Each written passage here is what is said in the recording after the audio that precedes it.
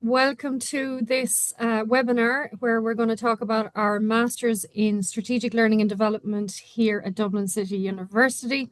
My name is Claire Gubbins. I'm the chair of the programme, a professor of organisation behaviour and human resource management here at DCU.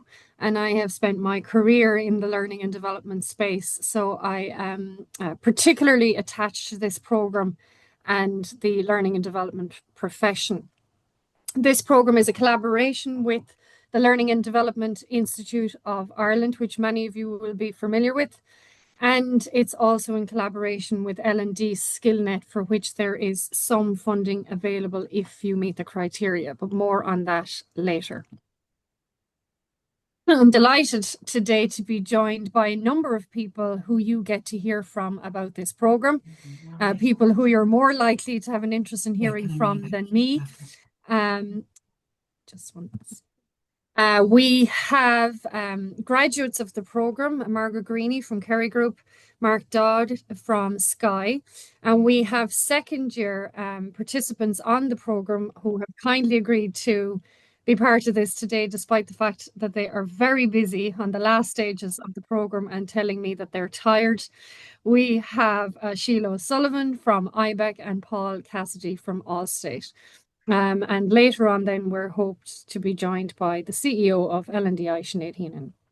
So just briefly before you get to hear from our speakers, just to give you some broad information about the value of this programme before I progress to some of the details. So for those of you that are not aware, I'm not going to go into all the numbers, but Dublin City University has a tagline, the University of Enterprise. I have worked across a number of universities in Ireland, and basically what that translates for a university like this is that we pay a lot of attention to and have an entire history of ensuring that our programs are very much applied to practice and engaged with industry. And that is seen in a program like this in a number of ways. Most notably, it's a collaboration with the Learning and Development Institute, which is learning and development professionals themselves. It was co-designed with the Learning and Development Institute to ensure that the industry voice was in there. And in addition to that, we don't do exams on this program. There is no exams. It's all continuous assessment in the form of projects and cases, which are for some part applied to your organization, so an immediate return on investment for you, and in some cases applied to other organizations or client organizations. So it's very important to us that the program isn't about simply disseminating knowledge and listening to academics speaking at the top of the room. The program is about taking the academic knowledge that exists, the research that exists, and discussing that in the context of the challenges that industry faces and that you as the learning and development profession face. It's also important to highlight to you that the university is triple, although we also say quadruple accredited, and that just means that we are globally in the top 2 to 5% of universities across the globe. Accreditation in some of your terminology is the equivalent of being constantly audited to ensure that we are delivering on our teaching quality, our research, our funding, our engagement with industry. And we are triple accredited, plus we're connected with the Small Business Charter because we place a lot of emphasis on the small and medium-sized enterprise element of our work. This programme was important from the outset, but it's even more important now.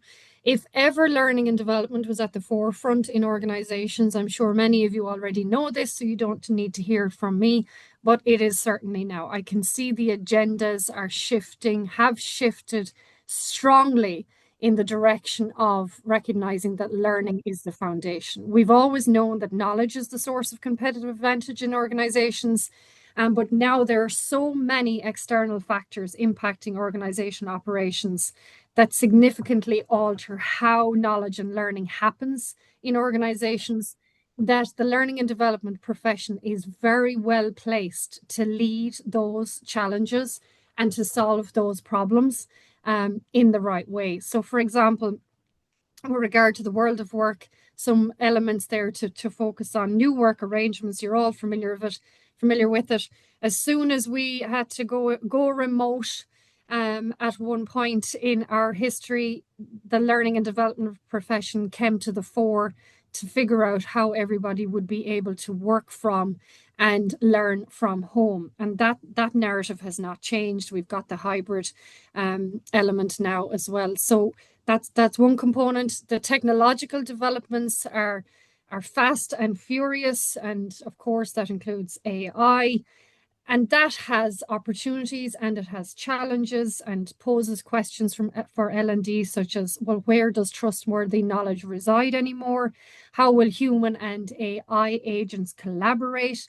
How will humans learn in collaboration with AI, and where should they stop learning from AI? Where should decision making reside? And what are the opportunities and challenges for all of these changes in the nature of work, in the introductions of various technologies, on how people learn and how people access tacit knowledge that we would traditionally get from each other. You've got a proliferation of digital learning content. Again, there's opportunity there, but there's also challenges there. The key thing for the learning and development profession is not to forget where we came from, which is how people learn with and from each other, how people learn informally, and how do you ensure that that's center to what you do so that you can elevate your profession or take it beyond where it's already at, and that it's delivering at the strategic level. And as you know, L&D is still being pushed to demonstrate its value to the business. I've seen many wonderful examples of learning and development functions doing this, and definitely having a impact on business metrics. And then other examples where they're still challenged to figure out how to do that. They're the types of things that this program was designed to recognize. L&D is to the fore, and we need to ensure that the profession is there to ensure that we're leading that charge, not reacting to it. I'll go through this in more detail at the end, but just a little bit now, so that you, when you're listening to our program participants and graduates, that you can understand what they're talking about. This is a blended hybrid delivery program. Essentially, that means the majority of the program is delivered online, with 2 to 3 days on campus per semester. So semester for us is between September, December would be an example of one semester. So you would be expected to be on campus for 2 to 3 days within that semester. But then the rest of the material is delivered online. It's a program that's very much pitched at the strategic level. So you will cover things like business strategy, a strategic consulting project, and ultimately moving from first year to second year in this program is about moving L&D not from the operational and delivering programs, but to the strategic and impacting on the business. This is an applied program. Like I said, this is a University of Enterprise. It's all about connecting research to practice. It's not about learning for learning's sake just to pass an exam. It's about taking what you learn and making use of it to solve a problem, potentially in your organization, potentially in a case organization, or simply take it to use it with regard to something that you're currently dealing with yourself. No examinations, only applied projects. The projects, the project work, some of it is individual, some of it is team-based. And just to give you an indication of the split, about 70% of the projects are individual and about 30% are team, with one exception, which is the strategic consulting project, which starts in first year and comes in second year. And it is about developing strategic learning and development leaders. So I'm going to keep saying that word strategic, so just so you know that the program is pitched at that level. We start with some key operational elements, but second year progresses into that strategic. And you'll hear from the program participants who will likely talk about that. So guys, just before I introduce you to our first speaker, if you have any questions as we're going along, feel free to put them in the chat. Alternatively, there'll be a little bit of time at the end if you want to pose any questions either live or through the chat. That's entirely up to you. So now I'm delighted to invite one of our graduates on the very first iteration of this program, Margaret Greeny from Kerry Group, just back from her holidays. So I got hold of her at a good time to talk to us about her experience on the program. Margaret. Thanks very much, Claire. Can you hear me okay? We can indeed. Thank you. Lovely. Thank you very much. Hi, everybody. I'm delighted to be here with you all today as a graduate of DCU's Master in Strategic Learning and Development. I graduated in 2024. I'm a Learning and Leadership Partner, as Claire has said, with Kerry Group Organisation. I have mapped my MSc journey using a few images. If you don't mind just popping them up there. Thanks, Claire. So the first image here represents my squiggly career. Like many people that I know that work in the learning and development space, my career hasn't been linear. I didn't set out to work in L&D. I found my way here really through experiences, curiosity, and a genuine love of learning and developing others. My career started out in marketing probably over 20 years ago now. I'm probably showing my age. When I was in marketing, I would have built very strong business, analytical, and stakeholder engagement skills. I made the move to L&D in 2012, and it quickly felt like a very natural fit. A lot of those skills I felt were very transferable. I gained lots of hands-on experience early on, and I undertook a variety of short courses and self-directed learning, really just to sharpen my practice.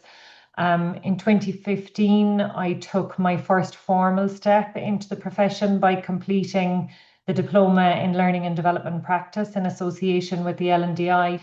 And then having considered undertaking a master's program and reconsidering it and considering it again, I reviewed a lot of the courses on offer. And in 2022, I decided that I was going to take the step, and I did enroll into DCU's Strategic L&D program. And I made that decision for, I suppose, three key reasons. The first is that I wanted to establish my career firmly in the L&D space. It had been squiggly up until then, but I was very clear that this is where I wanted to stay career-wise.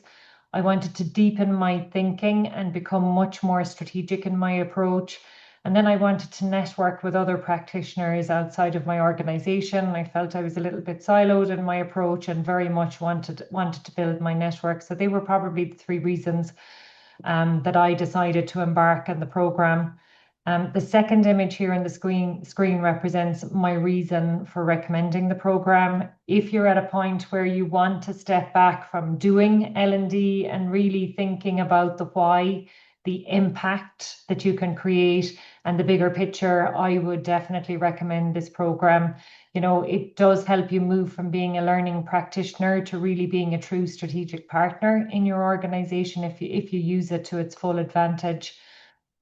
What really stood out for me, and Claire, you alluded to this, was how relevant it was. And this was something that I had been concerned about before I started. But the caliber of lectures that we had were excellent, and they really ensured that everything was very accessible and very practical.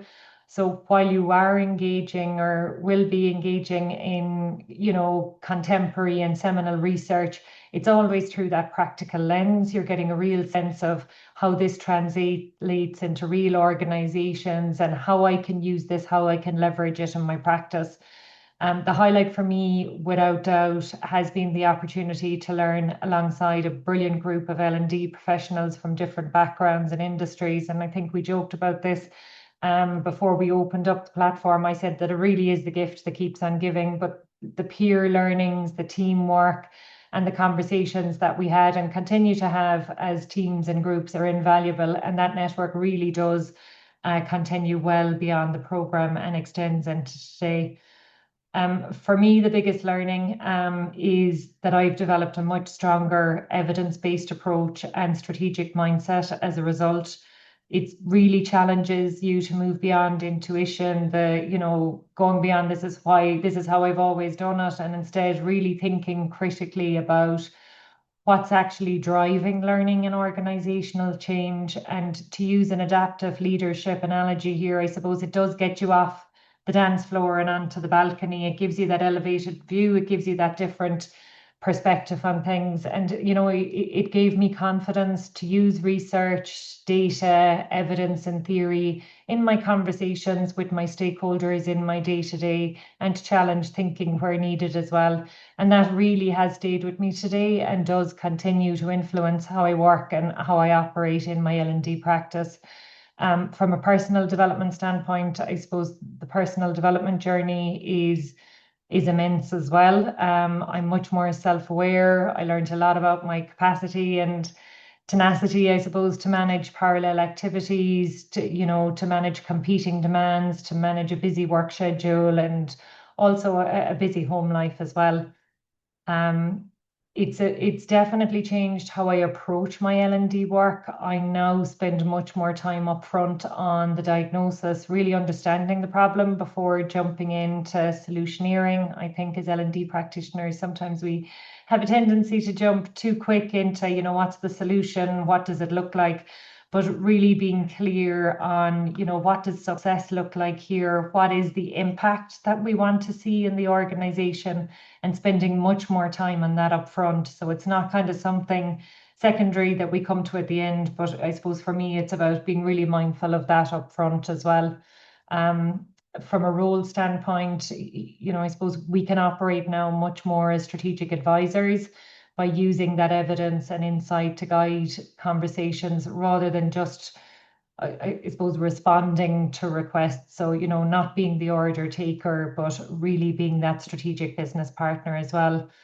I know a lot of people that consider embarking on a master's program are wondering, how can I manage it? How can I juggle it? One of the images I have on here is somebody juggling lots of different things, but it is manageable with good planning and commitment and a support network. I had the support of my family. You can see them here smiling very happily with me on the day of the graduation, but I had their support, which was huge. I also had the support of my MSc family, the group and team of 6 of us that worked on most of our projects together as well. And I certainly couldn't have done it without that support. I was very deliberate and realistic about managing my time. Setting aside protected study time was key. It didn't happen if I didn't do that. And, being strategic about aligning assignments with real work challenges as well, wherever possible, aligning it to what was going on at work. How can I leverage this more? How can the organization leverage it as well? And I was very fortunate and very grateful to have the support of my organization throughout the 2 years when I was studying. While it does require a lot of effort, the fact that the learning is so relevant and immediately applicable does make it feel much more worthwhile than overwhelming. So I would recommend the program. If any kind of top tips I would say is just lean in, make the most of the peer network. It's one of the most valuable parts of the program and does continue long after the program ends as well. So look, I'm happy to take any questions on the chat, or if anybody would like to reach out directly as well, happy to answer any questions that people might have. Thanks, Claire. Thank you so much, Margaret. Some great tips in there. Like you said, you're very strategic about identifying which projects to take on that would benefit the business. I think that is ideal on 2 levels, your time management and benefit for Kerry. Thanks, Margaret. We'll be probably back to you with some questions. Thanks, Claire. Okay, and now I would like to introduce you to Sheila O'Sullivan. Sheila's from IBEC, and Sheila is currently in the throes of 2nd year of the program. 1 more class on campus next week, and seeing the light at the end of the tunnel, right, Sheila? Yeah, that's it. Thanks, Claire. So guys, this looks very dramatic. One of my learnings from the course has actually to get over my fear of AI. So I'm proud to show that I've used AI to do this, but it's all my own work other than the way they threw the slides together.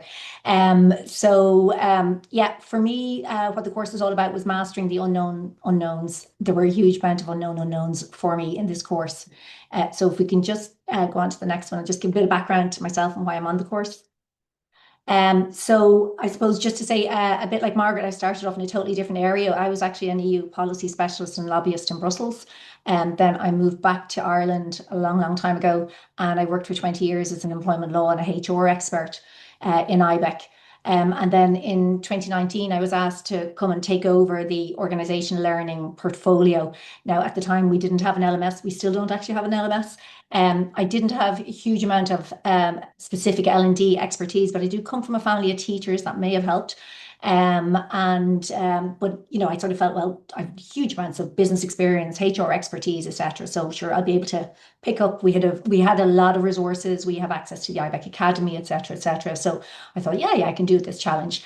COVID then hit. So for 2 years, really, I wasn't able to think massively strategically about what I was doing.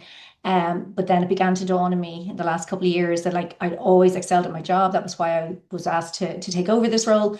But I did begin to feel a bit of a fraud because I think I was just doing the same things that had always been done. I had the business knowledge and the consultancy skills, but I really didn't have the academic foundation to back it up. And it was something that was really gnawing at me.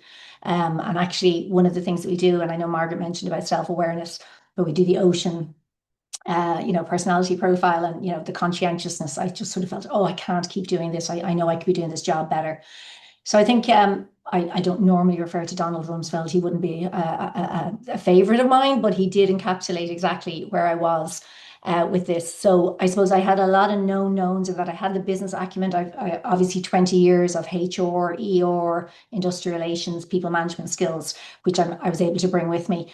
But I also knew that I really had like a lot of L&D gaps, etc. And also, for example, if we wanted to introduce an LMS, I wouldn't have had a clue what I would even have been looking for. I did have a lot of unknown knowns and that like huge amount, that intuition, I think Margaret mentioned as well. So, I was working a lot with intuition and what I'd seen in the business, etc., etc. But I really realized actually that there were too many unknown unknowns there. And that's what I suppose I really feared, that I knew I didn't know a lot of things, but I was really afraid that there was an awful lot of other things that I didn't know either. And actually that did appear to be true, come true. And so, yeah, what I have actually realized is the massive impact that L&D can make for the business, and the impact, the strategic impact that I'm now hopefully going to be able to make for IBEC after this 2 years. And I suppose one of the big things as well was picking up on what Margaret was saying as well. It's come at a great time that a lot of the because everything is applied, a lot of the things that I had to do, the individual projects, etc., are all instantly applicable. And I was able to use IBEC basically for all of those so I was able to use my business knowledge from IBEC, my knowledge of the culture, my knowledge of the people, for all of those projects. So they've all helped me in my job as well. They've been instantly applicable, which has been absolutely brilliant. So if we just go on to the next slide. Yeah, so I suppose Notebook LM nicely captured this for me based on my words, but basically the program really bridged that gap between that firefighting that I was doing, just continuing doing the same thing.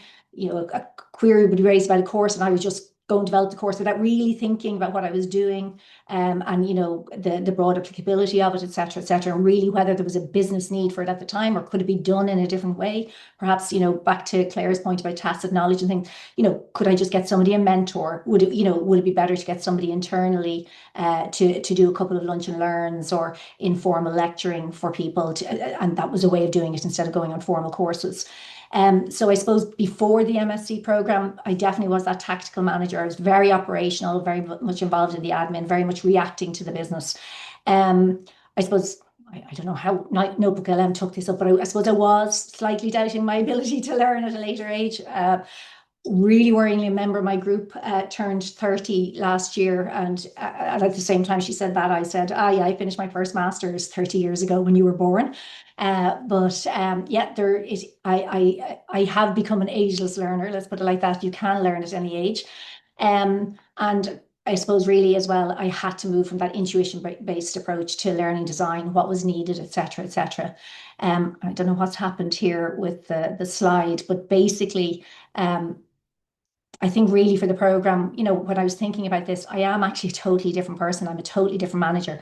I had huge amounts of confidence in my ability as a HR expert, etc. But this has really given me huge confidence, knowing I've the skills now to back up the skills, the knowledge, the academic expertise, the ability to know where to look for evidence, etc., to really know what I am doing. So it really has been transformative for me in that sense. So I suppose really the way I hope I am now, and I feel I am now, I'm really becoming that strategic leader. I have that theory based. I can make those arguments as to why it needs to be done this way rather than the other way. I definitely feel very much empowered. I would have been a very confident person going into the course. But as I said, always that knowing feeling that I could be doing better, I should know more. And this has really given me that confidence. And Margaret mentioned confidence as well, really given me that confidence when I'm going into conversations in IBEC about what we're doing. And I kept in the bit about ageless learner, but actually I think I definitely have aged over these last 2 years. And also back to that evidence-based and data-driven, I've learned so much about different ways of looking at things, the whole importance of the return on investment and how we evaluate, where we find the knowledge that we're going to then develop for the courses, etc. And, instantly, able to transform some of the knowledge that you get and apply it immediately at work has been absolutely brilliant. Then it also has come at a really, really good time in that we have just launched a new strategy in 2025. And as part of that strategy, IBEC is saying that we want to be an employer of choice, developing organization capabilities, investing in our people. Sorry, I'm going to have to take it. Learning and development is a particular strategic theme. So this came at a really, really good time for me to be able to apply the knowledge. We are currently working on a skills-based agenda. We have done so much work on that. I am currently looking at getting an LXP. The knowledge that I've gained from this course has really, really helped me with that. And we're also looking at becoming an AI first business. And a year ago, there's no way I would have used AI to do this at all. We had a course last year on digital design, and it massively opened my eyes and got me over that fear. And I think got everybody over that fear. And I suppose one of the things that I think is really good about the course, it's really dealing with those contemporaneous issues. It's like what's happening right now at the moment, so that you're constantly kept up to date with things that are happening. And I guess even that some of the responses that Orna would have gotten on the digital design course when we did it last year would be totally different. Last year, she was saying, who's using AI? And we're all like that, So the course is really, really applicable because it's constantly keeping people up to date with what's happening. We learned the other night about vibe coding, things like that. So it opens your eyes to so many different things that will help you to become a better L&D, strategic L&D manager. And then just finally, it's a lot of work. You do have to invest in it. You have to organize your work, your family, your life around it. But that's really a case of discipline. And I suppose that's another learning. We've all been disciplined in the past. We can do it again. Really important that your family understand the implications of it. I was very lucky in that I had last year one child doing the Leaving Cert, this year one child doing her college finals. So we're all working together. So that was good. Picking up on what Margaret said about the network and the peers and the colleagues, you cannot do it alone. You won't pass this course or thrive in this course if you're not a team worker. And learning from other people has been absolutely huge. The age range in our group, our project group, is, as I said, pretty vast, with me being the oldest. But we are learning from all of our different life. Everybody can bring something new, different life experiences, different knowledge, and it's been absolutely phenomenal to learn from that. And really importantly, one of the things I'd say as well, find out what everybody is good at and divide the labour, because everybody has their particular niche, their particular abilities. And if you can use those, it really, really helps. And then finally, just Claire would say it's always very hard to evaluate the return on investment and learning transfer and things like that. However, a tip for immediate return on investment is, if you're doing this course, is at every lecture, have a little note on how could I apply this in work. Just a little. I used to write my notes. That's the other thing, I'm now doing it online. But anyway, last year I wrote all my notes. I had a little column where I say, use this for IBEC, use this for IBEC, use this presentation for this, So literally I was able to transform a lot of the learnings immediately into work. I set up a Monday morning tips team channel for all my people managers, where I would just give them little snippets of knowledge and things like that. So I was instantaneously able to translate some of the learning and apply it to the business. I would highly recommend the course to everybody.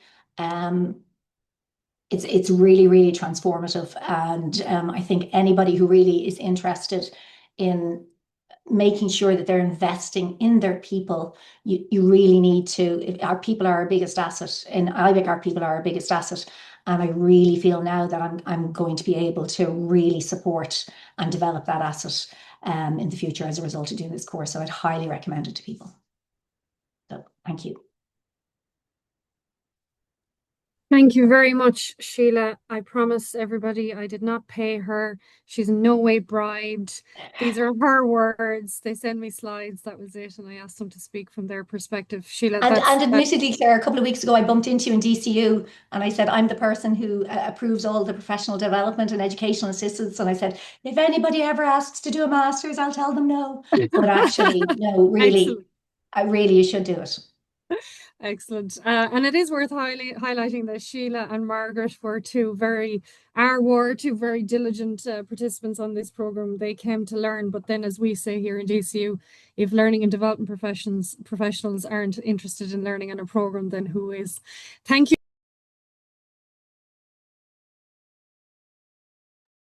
You're on mute, Claire. Apologies, I muted myself there. Thank you, Sheila. I'd like to hand over now to Paul. Paul is in the same cohort as Sheila, so in the hot seat, trying to get to the closing stages of the program. Thanks, Paul, for coming on board. Paul works with Allstate. Are you good to go there, Paul? Yeah, good. Yeah, oh, good. So, look, thank you very much, and moving to the real diligent students to Paul, and that's kind of good insight. No, look, listen, it's only joking, of course, but look, I'm delighted to be here, and I think Margaret and Sheila have covered probably word for word what I was going to say. So I'll probably try and give a little bit of a different perspective as well. But yeah, I work for Allstate. Claire, if you want to just click the screen there, if you don't mind, please. I'm going to do that L&D thing and ask you to click every now and again. So it's one of those areas. So yeah, look, listen, just a little bit about me, just in case some of you are thinking, worked across different multiple industries, long-term experience versus, academic experience, whatever it is. I'm going to try and give you a little bit of a different perspective of why this program has been really important to me, but also to the businesses that I've been working with. So I've been roughly around 28 years. I keep saying that. I'm going to have to add in a few years every now and again. And I've worked across all aspects of HR. So if you're not in an L&D position right now and you work across the HR, that would be very similar to me, and why this particular program is very interested in that particular space as well. But I've worked across multiple different industries. You can see I'm currently a senior leader within a talent enablement COE at Allstate, which is the North American insurance company, the second largest in the world. And why that's important is because we were going through a huge amount of centralization and transformation as we were going through the program, and that the program has been hugely beneficial to that, and I'll get into that in a minute. So why would I recommend this? So if you're like me, and it's been 20 years probably since I did anything what I would classify as academic, and I remember Claire saying to me, why do you want to do this? And a big thing about this for me is that if you've come from a predominantly practitioner-led background, one of my initial concerns around this program was the move towards that more, let's say, academic perspective. And it had been a huge amount of time since I had been involved in that environment, writing assignments, referencing, reading literature, getting back into that framework. While this initially felt very daunting, I have to say it became one of the biggest and most powerful aspects of the program for me personally. And also that led into my learning experience, what led into the business transformations that I was able to achieve. So please don't let that put you off from that perspective. It really helped me transition a lot from relying primarily on my own experience. So Paul would be very comfortable saying, this is my experience, this is my intuition, this is my gut reaction. And really grounding myself into, Claire's going to be very proud of me right now, things like evidence-based learning, research, and also literature, and really grounding things in that. And I have not underestimated that, and it's been an absolutely huge professional shift in the mindset for me. But it has been absolutely critical, and it's not only about improving the quality of my work, but it's also about strengthening something that we all look for at times, which is professional credibility. And we use a term a lot in L&D about seat at the table, and how do I get my voice in there, and I think this particular master's has been instrumental in me transforming how I've done that. And I think that's something that, as a global organization, multiple countries and multiple different L&D teams and different aspects, having that seat at the table is something we strive for a lot. Some are they're luckier than others that actually maybe have that, but do we really have it strategically? And I think that's why I would recommend this program, because it gets you to think very much in that professional element of how do I strategically get in there with evidence-based learning, and also lots of research behind it, etc. So there's loads of things that go on. Yes, so Claire, if you just click that, that would be great. Yep. So there's lots of other different areas as well that I'm going to go through pretty quickly, because I think Margaret and Sheila have covered quite a lot. But there are really two key learnings that I want to point out from this particular program. And there's lots, honestly, there's absolutely lots that we could go through. But the first is really my understanding of a strategy, and specifically L&D strategy, that actually changed throughout the program. So we use the word strategic, and then we start to think, what does that actually mean? But actually, what does it mean in terms of strategic L&D? And I think that fundamentally changed me. I realized that it's not just simply a plan. It's not just simply a roadmap or a list of initiatives that we're asked to develop. It's rather about making very much informed choices as we go through, aligning priorities, and creating clear lines of sight between organizational objectives and business outcomes. And I think that can be easier said than done, but this program really helped me reground my professional sort of attributes into that style of thinking. So that was really, really important. And I think it changed a lot of assumptions that I had as well when I was carrying it into the program about, sure, I've got lots of experience, or what else do I need, or what else do we believe we need? But actually, it was really important.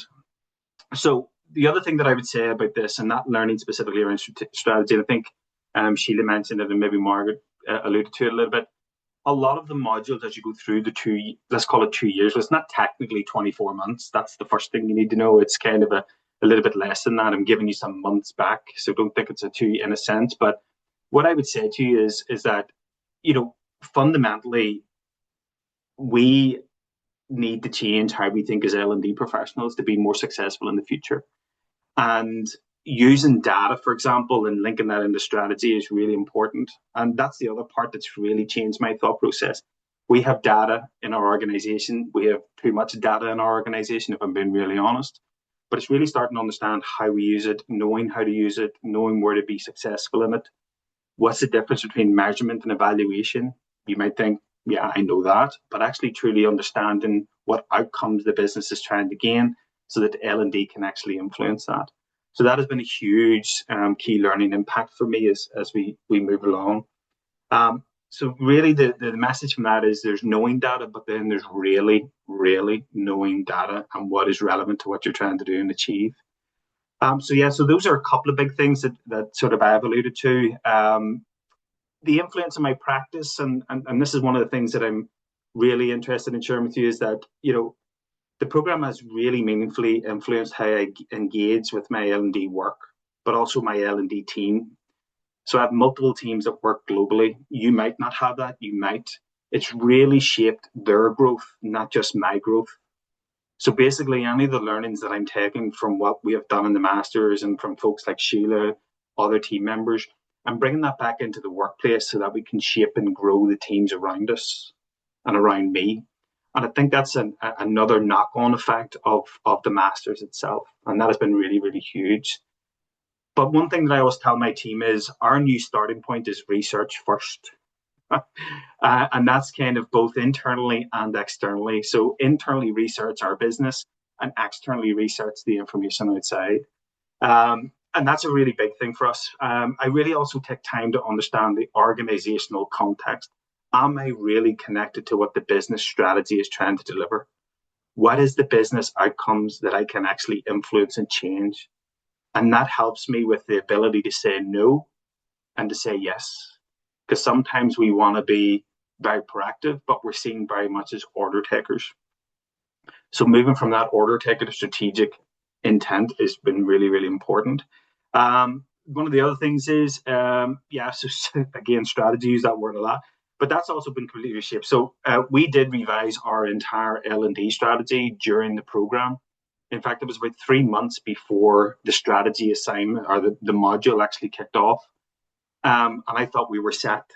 And I remember talking to Claire about that. And then we started to go through the module, and we quickly brought everybody back to a central location in the business and revised what our strategy was.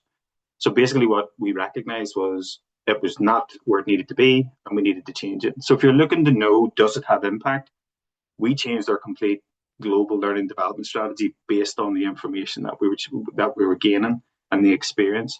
So it will have meaningful impact on you, but also the business as well from a return investment point of view. But probably the most big thing for me, and I'm not going to go and talk too much longer, but there's really been a real big personal mindset shift by me. For me, I operate with a greater confidence. Sheila and Margaret have mentioned that. That goes without saying. You will gain confidence from this program. I also have a bigger curiosity about L&D, not just internally from what I know, but externally what's going on. And I think also the discipline and how I frame problems, test assumptions, and also engage with complexity. A lot of what we deal with in organizations is complexity.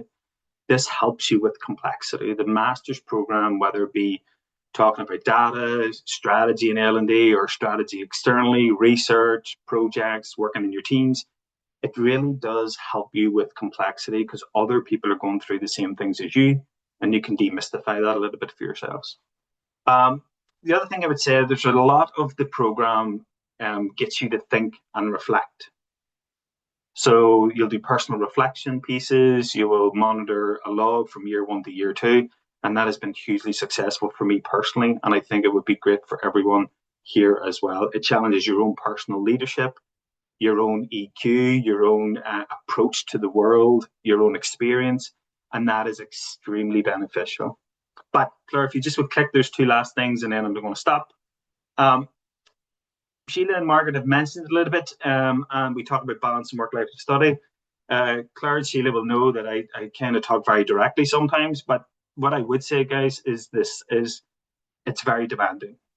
So balancing a demanding professional role, personal life, and academic study is unquestionably challenging. I'm not going to lie. Especially if someone like me who has the attention span of a goldfish, that people would say.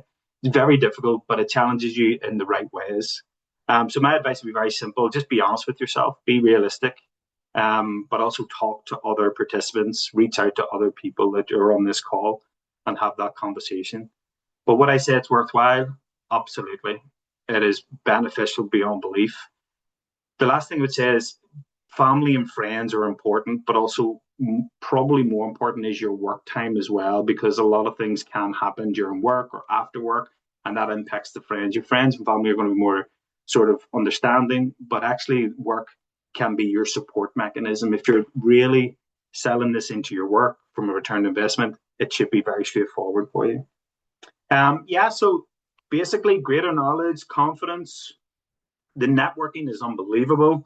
The access to people are phenomenal, that you will get right across the industry, speakers, lectures from all over the world, up-to-date research, and it's a knowledge bank. So yeah, there's no reason not to do it. You'll probably find 500 ways to get out of it. But what I would say, 2 years ago, I was in the same boat, and now it's coming towards the end and I can't believe it. So yeah, you'll be hugely successful. So I would say just get into it and worry about it later.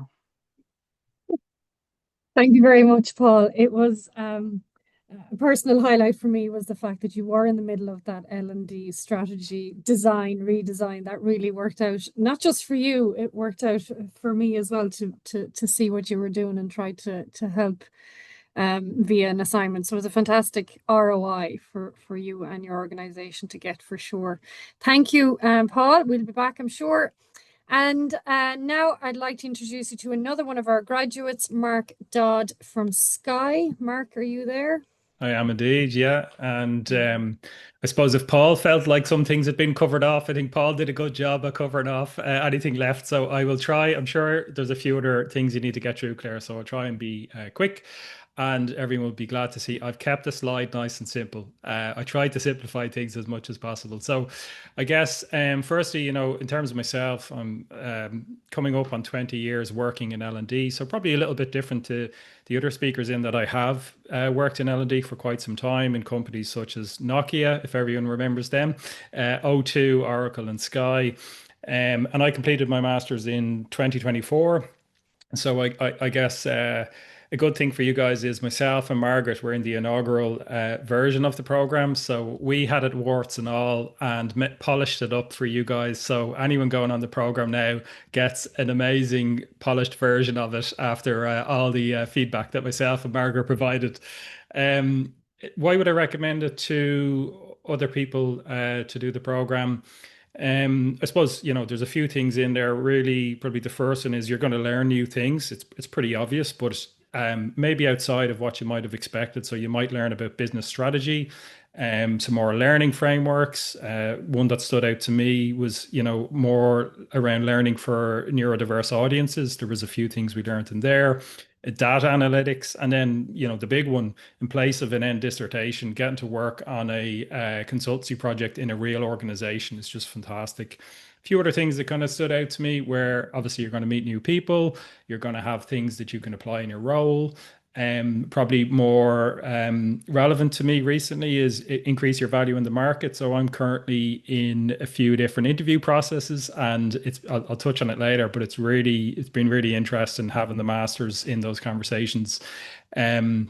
Similar to Sheila, I have quite a long career in L&D, but I didn't have a huge academic backing to it. So it will increase your confidence from that perspective, having that to buffer your career experience, if that's a similar situation for yourself. And then I guess kind of to reinforce Claire's earlier point around the world of work, as I'm sure everyone on the call knows, like there's a lot of change going on, and a lot of organizations are talking about skills and skills for the future and transferable skills. And I really think this is a fantastic time to be in L&D because we are really well positioned to influence on that change and to help land it. And, this program is something that will really add to that as you work through it in your organizations. In terms of the greatest learning for me on the program, I suppose it's a more kind of holistic one. For me, it was, the realization that you have to really make the effort to expose yourself to new things in order to open new opportunities and to create new ways of thinking about things. So, it takes a bit of work. I'm sure there are people here who, are great at going out networking and going to every event, but there's also people who maybe aren't like that, and you'll get a nice diverse group in your program if you do decide to do it. But it just opens up so many things you can't even think of now in terms of what you're going to be exposed to and opportunities that it will bring. In terms of influence, or how it's, how I engage with L&D work then and now, it's definitely made me be more rigorous. And Claire and Margaret, a different Margaret who's on the faculty, really hammered into us about using the best available data and questioning the data. And it's a very simple thing, but what I very quickly realized while I was doing the master's is the amount of opinions that I see formed in organizations at a senior level, just that are that opinions, and there's not a huge amount of data backing them up, or the data that's used is questionable. And it gave me the confidence to begin to question that and to kind of look to use better data. And then secondly, the word strategic has been used quite a lot. It really made me hungrier to be more involved at a strategic layer in the business. And I guess for me, as I mentioned earlier on, I'm currently in an interview process for a few different roles at quite a senior level, because I want to really get closer to that strategic layer. And having the masters there has really given me a lot more confidence in those conversations. And, it's definitely stood out in terms of the organizations I'm talking to and the recruiters I've been talking to about the masters and having completed it.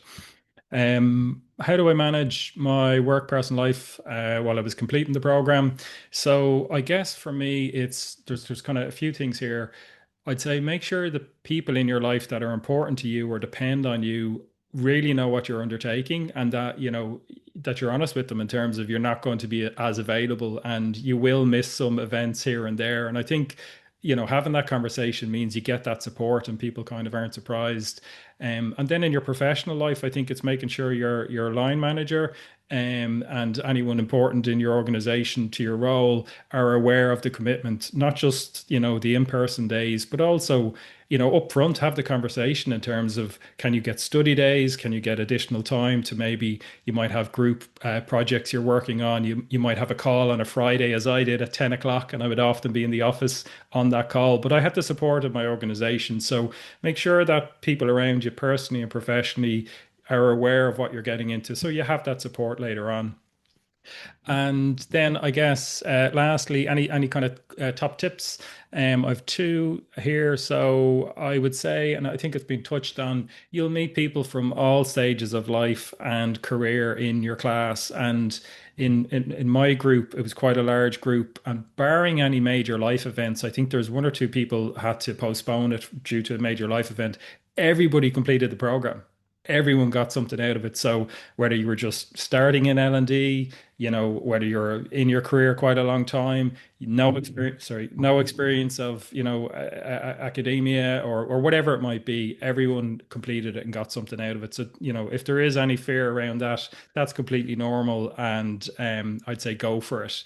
And then lastly, and it's been touched on a little bit, try to get to know everyone in your class if you do decide to go in the program, because the network that you will get is so powerful. For me, during the masters and now post the masters, the connections, the opportunities, the people I've been connected in with has been phenomenal, and it's all down to that network that I had within the masters.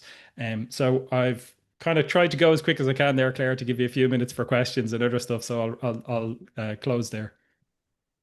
Thank you very much, Mark. We're okay. We started a bit late to let everybody in. Appreciate that.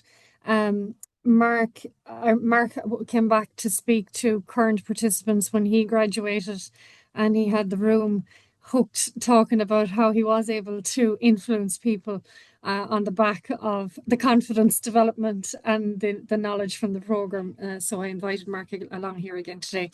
Thank you very much. So now, just to have some quick pieces of information, and then I will ask Sinead Heenan to come and talk to you. All of this information is available on the webpage, on the brochure, and I think Sarah has sent the information there and the various links around on the chat again, so feel free to copy paste those. The classes take place on Tuesdays, 4 to 7:30 p.m. Some variation refers to there's Tuesdays here and there where there are no classes. Semester 1 runs from September to December. So our semesters are about 12 weeks. There's usually a week in there where there's probably nothing on. And during those semesters, we are on average asking people to be on campus for 2 to 3 days. The participants didn't mention this, and our graduates didn't mention this, but ultimately they love being on campus, and 2 to 3 days on campus is not a terrible ask. The current cohort even voted to put 2 of those on campus days back to back so that they could hang out on an evening, and we ran an event as well. So that's details on how our schedule works. Blended delivery, for those who are unsure what that means. It means that lectures are delivered online. Some of those are less like lectures and more like workshops where you engage in an activity. You are given pre-work, you're given work to do in advance of any of those online lectures. That could include reading an article, engaging in a discussion board, watching a video, a YouTube clip, watching a pre-recording so that we can use the online workshop more for discussion rather than talking at people. So there's a number of opportunities. So there is an element of self-directed learning. We provide you with the materials, you engage with those materials, we meet online, and we discuss those, conduct activities about those, and the discussion boards are between you and your classmates. So you get to hear about what other organizations are doing with relation to the things that we discuss. Again, all this information is on the webpage, on the brochure, and in the chat. This is an idea. This gives you a sense of the modules on the program. So semester 1, year 1, strategy, organization, and innovation. That is essentially learning about organization strategy, not learning and development. Not learning and development strategy, organization strategy. And some people are kind of wondering, well, why? Well, for the reasons Paul mentioned it, it's not about L&D. This is a program about recognizing how L&D impacts and drives business strategy. So we start early on with ensuring that everybody is up to speed on organization strategy. And that module includes analyzing the impact of the external environment on your business strategy, not your L&D strategy. Then there's the learning and development design to evaluation. So that's the fundamentals of L&D, especially for people who might need to get up to speed on the fundamentals. And that also covers fads and facts, things like, well, there's a lot of L&D fads out there, and let's take those away from you at an early stage.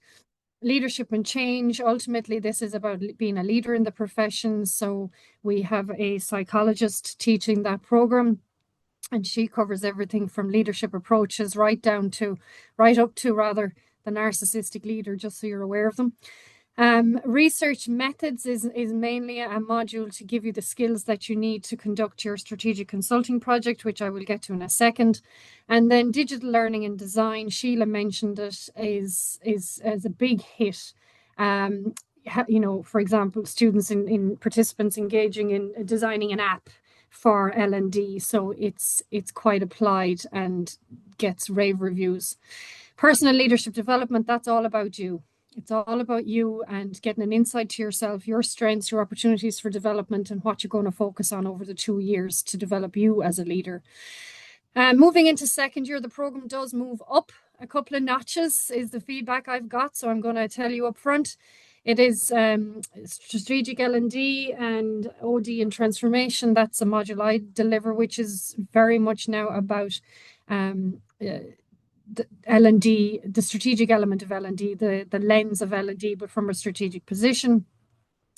People analytics and storytelling, that gets into the people analytics component, the data that all the people here have been speaking about, and recognizing where that data resides in your organization and how to make more of it to show the value of L&D to the organization. And then contemporary issues is a module where we bring in speakers from all over the world, practitioners and academics from all over the world, to speak about, well, what's kind of the top contemporary issue right now? What do we know about it? How are people dealing with it? If we know anything about it from a research perspective, sometimes we do, sometimes we don't. So it's to bring everything bang up to speed. And then the last component on there is the strategic consulting project, which was alluded to here by the participants. It's a team-based project. You engage with a strategic level problem in a client organization as a team of consultants. You tackle that and you present back to the organization with your recommendations. So it puts you in the position of being a consulting team. So that also is applying what we've taught over the 2 years. Entry requirements for those curious: it's a 2-1 honours degree and at least 3 years relevant L&D work experience, or a 2-1 honours degree in non-business discipline with 5 years relevant L&D work experience.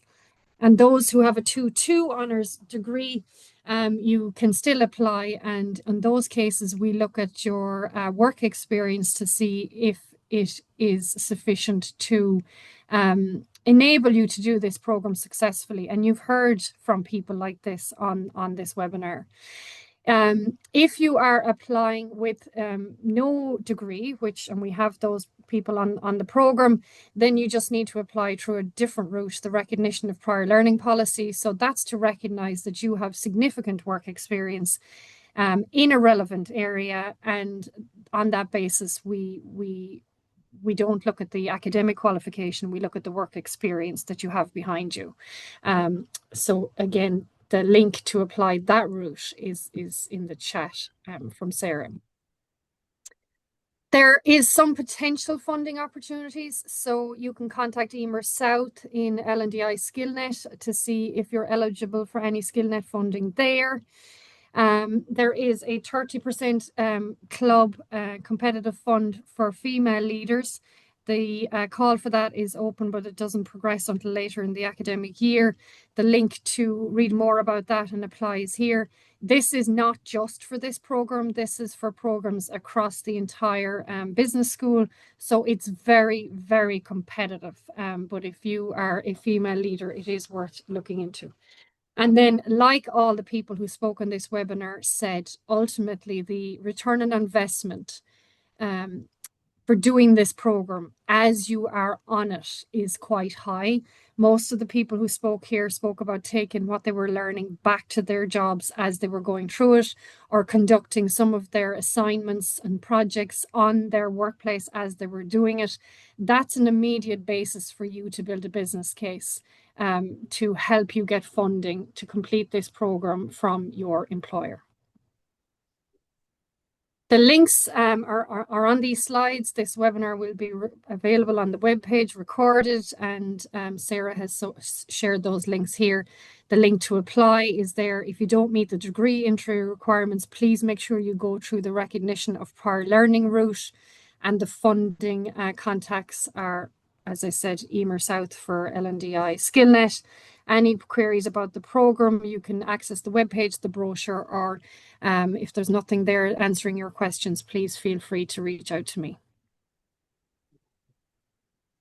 Some housekeeping when you are applying is you will need this type of information: a copy of your passport, official stamped academic transcripts, not the certificate, not the parchment, the transcripts.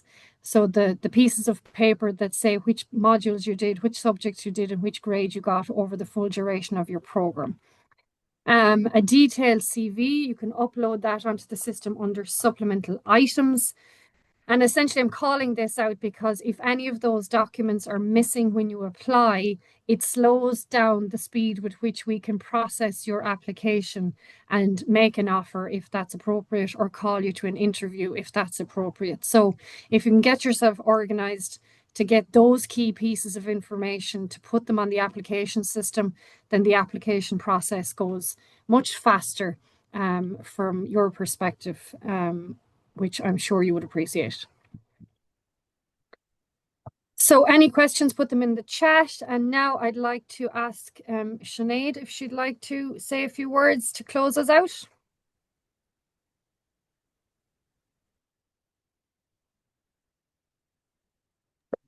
Can you hear me? Yeah, okay, great. Sorry. So just a couple of words. I know people are probably have things on they need to get away to.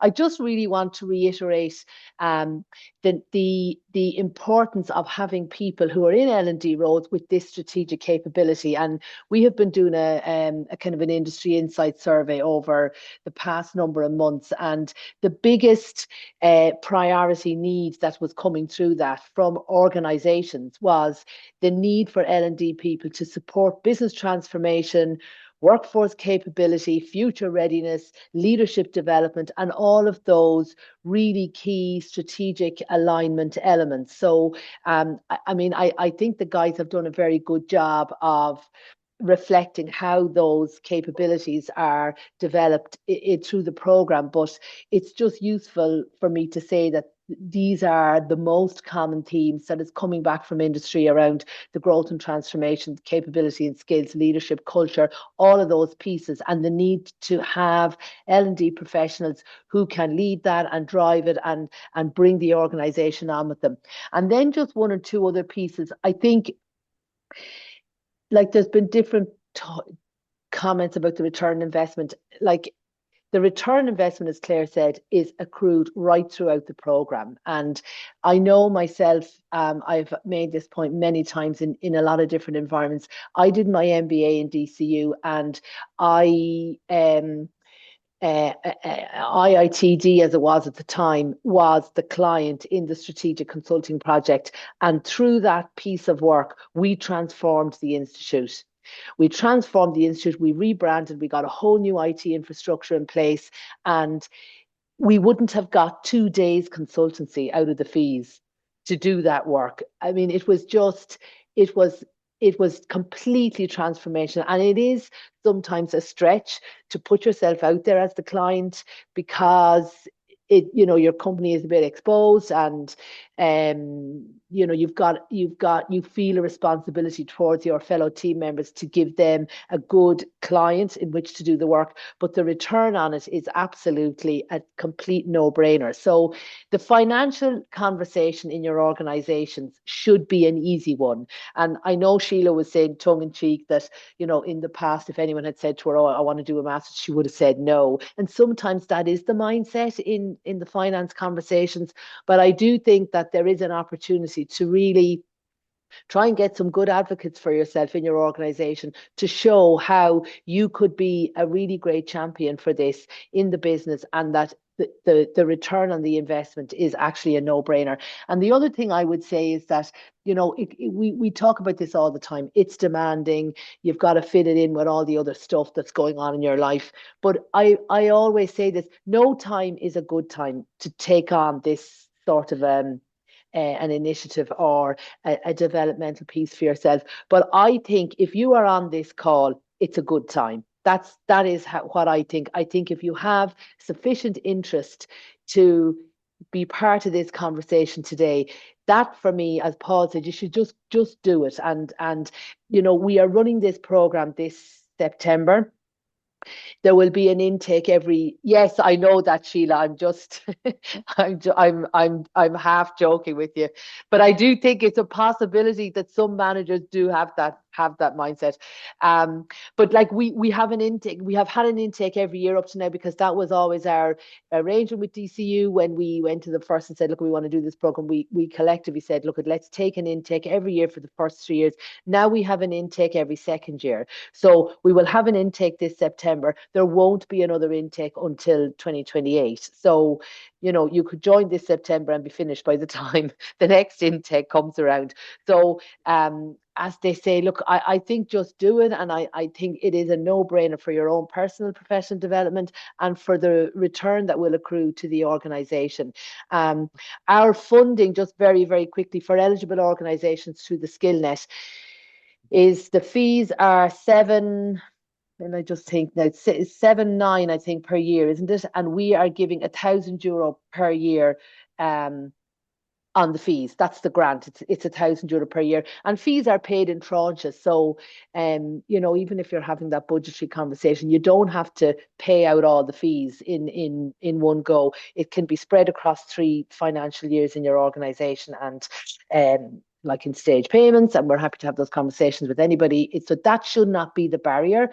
And then just to say that there is €1,000 per year towards the cost of the fees.